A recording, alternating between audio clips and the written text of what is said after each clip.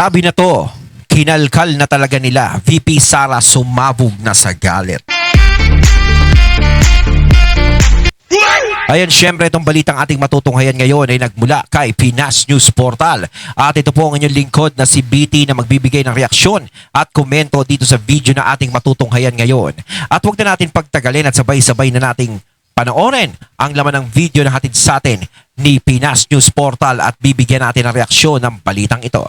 Pasok! Ito pag-usapan natin itong si Vice President Sara. Ayun, syempre bago natin simulan ang video ito, nais ko nga pala magbigay ng credits dito sa boses at video na matutunghayan natin ngayon at bibigyan ng reaksyon. Walang iba kundi si Coach Oli. Syempre huwag niyong kalimutang suportahan ang channel ni Coach Oli, mga katunay. Pakibisita po yan. At huwag niyong kalimutang mag-subscribe at mag-follow para maging updated po kayo sa mga vlogs, reactions at sa mga balita na hinahatid sa atin ni Coach Oli. Syempre huwag niyo rin kalimutang suportahan ang Banateros. Isa din si Coach Oli dyan, mga katunay. Yan ang mga idol natin. Ipagpatuloy natin. Pinag-iinitan siya, parang pati kayo na mag-observe kung tama ang ating nakikita na pati ata media kinakalkal na eh. Ay naku, halatang halata na talagang pinag-iinitan nila si VP Sara at hindi nila talaga planong tigilan yan hanggat hindi nagte-2027 yung kalahatian nun ha.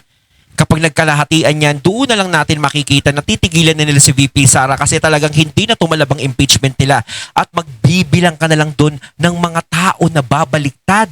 Yung ibig ko sabihin babaliktad, yung kakampi kay VP Sara, magugulat ka na lang. Tingnan natin.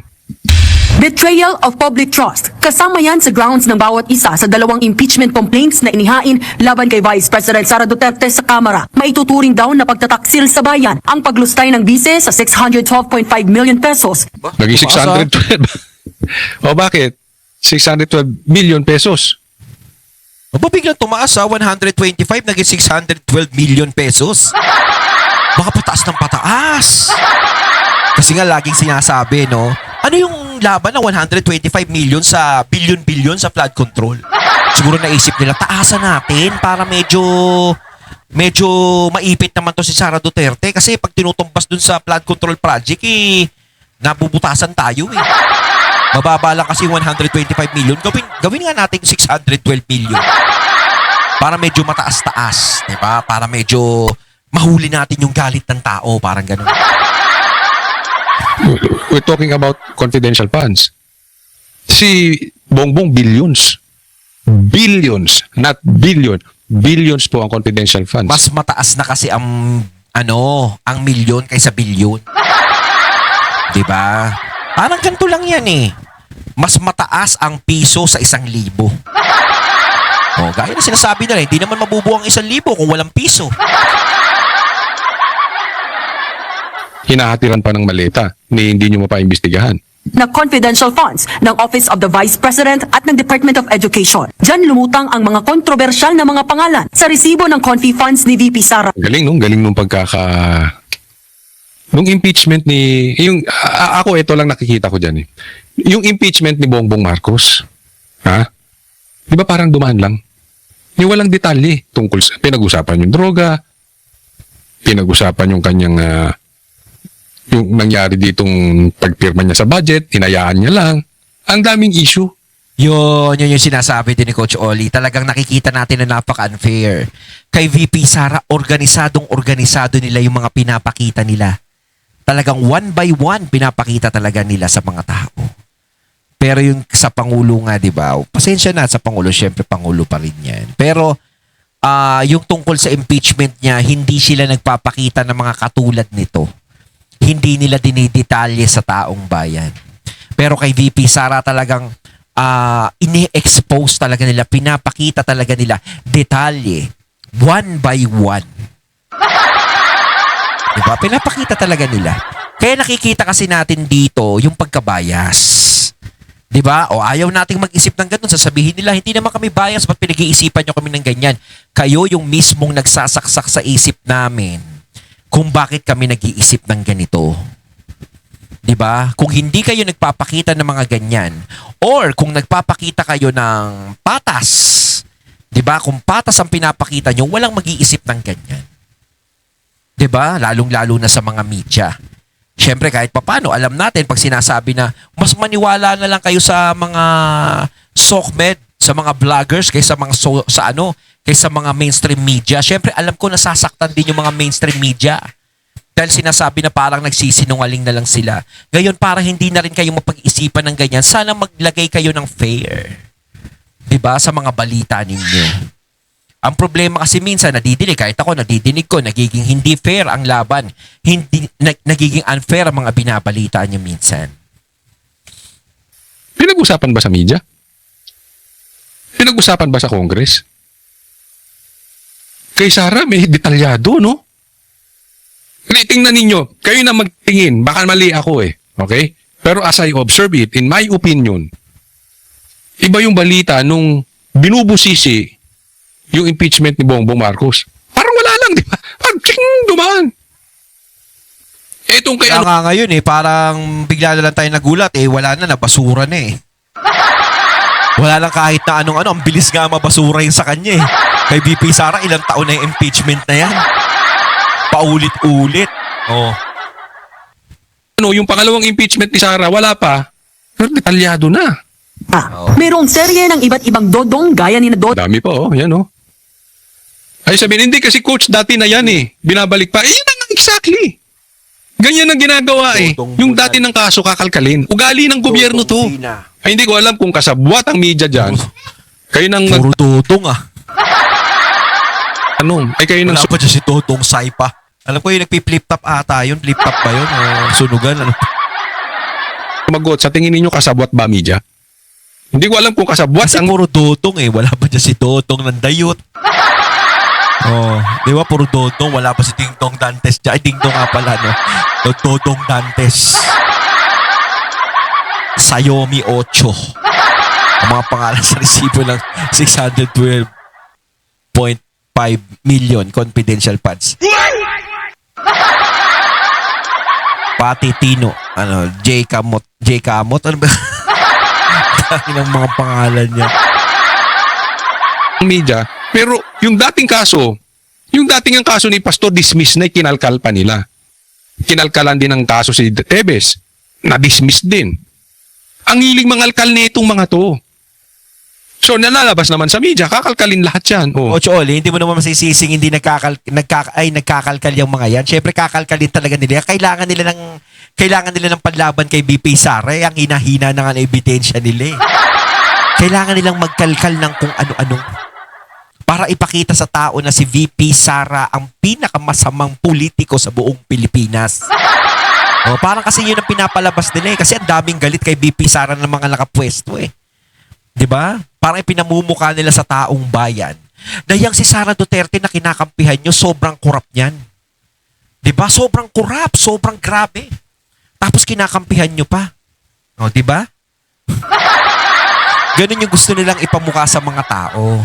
Kaso hindi naman naniniwala yung mga tao Kaya nga bukas yung isip ng mga tao Kasi hanggat pinapakita nila ng ganyan, hanggat dinidiin nila si VP Sara, nananatiling question ang mga flood control project. Magiging tanong pa rin yun. Bakit yung mga nasasangkot sa flood control project, kumakain pa ng steak hanggang ngayon? Bakit yung mga nasasangkot sa flood control project, pa-around the world na lang hanggang ngayon? Bakit sila pa upo-upo ngayon? Pakapi-kapi na lang? Diba? Hindi nyo pinapansin, samantalang puro kayo Sara Duterte lang. Kaya hindi nyo mapaniwala yung mga tao. Kaya itong lahat, kahit ipakita nyo pa yung mga yan, alam naming pinupolitika nyo lang si Sara Duterte. Ngayon, kung sinasabi nyo hindi nyo siya pinupolitika, hindi lang si VP Sara ang imbestigahan nyo. Imbestigahan nyo rin yung mga tao sa flood control project at ibulgar nyo rin yung mga taong sinasabi ng mga witness do sa flood control project. Ayun yun. Wala pa impeachment. Sige, kalkalin natin. Sana itong mga congressman natin, or I don't know kung sino man dapat nagkalkal noon, congressman natin o yung mga media man yun, kinalkal nyo rin yung kay Bongbong Marcos. Yun. Diba? Total, pinag-usapan nyo na sa yung impeachment. sinasabi natin. Kailangan ng transparency. Yun ang hindi nila pinapakita, yung pagiging transparent. Kung kakalkalin nila yung kay VP Sara, kalkalin din nila dun sa presidente. Kasi pareho naman silang gustong i-impeach Bakit kay VP Sara lang yung pilit na kinakalkal? Diba? Kaya hindi nyo mapapaniwala o makukumbinsi yung mga tao. Kaya lumalabas na politika lang to. Impeachment. Dodong Alcala, Dodong Bina, Dodong Bunal at iba pa. At kung ano-ano pa, Xiaomi 8, Patty Ting, Jay Camote, Miggy Mango, Jay at ang Camote. pinakasikat sa kanilang lahat, si Mary Grace Piatos. Liit ng kampo ni VP Sara, handa silang ipaliwanag ang mga pangalang yan sa tamang forum, oras na umusad na ang impeachment laban sa kanya. Handang ipaliwanag. Hindi yung sinasabi kasi nila, ipipresenta na daw yung Mary Grace Piatos. Fake news kayo! Kung sino man nagsabi niyan, ha, hindi ko alam. Sinabi ba ng News 5 yan? O kung sino man nagsabi niyan, na ipipresenta na si Mary Grace, alam nyo kasi bakit? Bawal yun. Kaya nga confidential eh. Ano ba Tagalog ng confidential? Pag-chismisan? Pag sinabi bang confidential, dapat tinatalakay. Para kayo yung kaibigan ko eh. Kasi pag tinalakay na yan, hindi na confidential fund ang tawag doon. Exposure funds na yun. Diba? Ano yung kaibigan mo? Yung sasabihin ko, alam mo may secret ako, huwag mo sasabihin. Alam na ng buong grupo. Pag kami sinabi kang ganyan, huwag mo sasabihin ha. Meron kayong tropang ganon? Kung gusto mo mag-announce ng isang bagay, sabihin mo sa tropa mo ganon. Kung tingnan nyo, lahat po ng grupo may ganyan. Lahat po ng tropahan may ganyan. Even lahat ng pamilya may ganyan. Yung taga-announcement, tawag ko dyan Mr. Announcement eh. Meron kayo dyan sabihin mo, meron ako secret, huwag mo sasabihin na. Pero sa loob-loob mo, gusto mong ipasabi. Kasi pag sa kanya mo sinabi, talagang sabog. Ganito to. Ang gagago, confidential funds nga eh. Alam mo ba pwede pang ikulong si Sara doon pag sinabi niya? Kasi dapat pinoproteksyonan mo yung mga katulad nito. Hindi yung katulad niyan. Yung mga NPA. Siyempre tuturo niyan yung mga rebelde, yung mga komunista, yung mga NPA. Yung mga Parang ganito lang yan, Coach Oli. Kapag tayo nangungumpisal sa pare, sa simbahan, hindi pa pwedeng sabihin ng pare kung ano yung kinukumpisal ng isang tao. Parang ang mangyayari, yung kinumpisal sa pare, gusto nilang sabihin ng pare sa lahat. Parang gusto niyang i-announce mo sa buong simbahan yung kinumpisal ng tao na yan. Samantalang bawal yun. Confidential nga yun eh. Yun ang parang gusto nilang mangyari. 'Di ba? kidnap ng tao sa bundok. May mga kilala kayong congressman ganyan. Ang pakilagay niyo dyan sa harap. Isa comment section. May kakilala kayong congressman na ganyan, yung Hindi ako magsalita. nagdadala sa bundok. Lagay niyo sa comment section. Kaya nga doon ginagamit yung confidential funds. Kaya nga yung mga nagkikidnap, dinadala sa bundok, galit na galit kay Sara. Di ba? Tapos gusto malaman yung ano. Alam naman kasi natin ang mga Duterte galit sa mga taong labas, sa mga taong bundok, sa mga taong taga. Hindi syempre may mga nakatira sa bundok na mga alam natin na matitinong tao. Pero yun nga yung sinasabi ko, ibang taga-bundok yun, ibang mga nakatira sa bundok yun. 'Di ba? Iba. Yun yung sinasabi ni Coach. Kasi hindi ko pwedeng banggitin dito, baka mamaya ano ba to, maano tayo eh. 'Di ba? Kaya yun na lang ang pagkakapaliwanag ko. 'Di ba? Yung nasa bundok na merong yun na yun, alam niyo na yun. Sino yun? Patayin mo na yun. Papatayin yan. You know why? Parang si Saldi ko yun. Isa yun doon sa magnanakaw din ng ghost projects. Yung mga intel na yan yung nagbubuking kung sino yung mga NPA, yung mga rebelde. It's one of them. Tapos ibubuko mo kung sino yun. Di parang pinatay ni Sara yun. Kukulong pa si Sara niyan. Sagot naman dyan ng Makabayan Block. Naku, narinig na natin yan. We're ready to explain. Pero, hindi, tatakbo na naman sa Supreme Court. Tanga! Ina-explain naman eh. Tanga ka rin talaga. Di ma... Alam nyo, kaya lang naman sinasabi doon, kaya umaano sa Supreme Court, dahil mga walang yadi naman kayo eh. Diba? Gusto lang maging maayos ni VP Sara, pero handang ipaliwanag ni VP Sara yan, hindi niya kayo kinatatakutan. Kayo nga tong takot na takot kay VP Sara eh. Kaya hindi niyo siya tinitigilan eh. Huwag niyong babalik ta rin ang usapan. Kayo tong nanginginig ng takot, kayo tong nanginginig sa takot. Kasi alam nyo, yung mga manok nyo, hindi kayang talunin si VP Sara sa eleksyon. Hindi nyo matanggap na siya yung magiging presidente. Hindi nyo matanggap sa mga sarili nyo na hindi nyo siya kayang talunin. At hindi nyo matanggap sa mga sarili nyo na kapag siya ang naging presidente, alam nyo na isa kayo sa mga masasagasaan. Di ba? Kaya talagang puspusan kayo ng ganyan pero hindi kayo kinatatakutan ni VP Sara kasi parang sinasabi nitong tao na to ni Tinyo ba to? Act Teachers Party List. Parang sinasabi nito na natatakot sa kanila si VP Sara. Yung sinasabi niya, oh yan, papaliwanag niya tapos magsusumbong na naman sa lalapit na naman sa Supreme Court. Hindi ganun. Dinadaan lang ni VP Sara sa tamang proseso kapag may mali siyang nakikita. Abogado rin si Sara Duterte. Alam niya yung ginagawa niya. Ngayon, hindi siya natatakot sa mga katulad ninyo. Hindi nga siya natatakot ma-impeach sa inyo pa. Diba? Ano nakakatakot sa'yo? Nakasalamin ka lang. O, pareho tayo nakasalamin. Oh. Manda mo ko, sige. Anong klase kang mambabatas? Hindi ba lagi niyang ine-explain? Ayaw niyong tanggapin yung explanation. Oh, isa pa, yan pa. Yan pa ang pangit. Kapag kaharap nila si Sara Duterte at nag-e-explain si Sara Duterte, hindi nila pinapakinggan. Sinasabawan nila. No, hindi lang sinasabawan kung ano-ano pa yung mga pinagsasasabi nila. Parang hindi nga nila binibigyang magsalita si Sara Duterte. 'Di ba? Ako napansin ko 'yun doon sa pag-iimbestiga sa kanya sa kamera. Oh. Bigyan kita halimbawa. Pag tinanong mo ko, Coach Oli, bakit galit ka ba doon sa mga nangungumbinsi ng estudyante at dinadala sa bundok para labanan ang gobyerno? Ay sasabihin ko, gago ka ba? Bakit dadalhin mo yung mga anak namin sa bundok? Anong matututunan doon? Mamaya gahasain nyo pa. Example lang, hindi ko sinasabing siya mismo ha.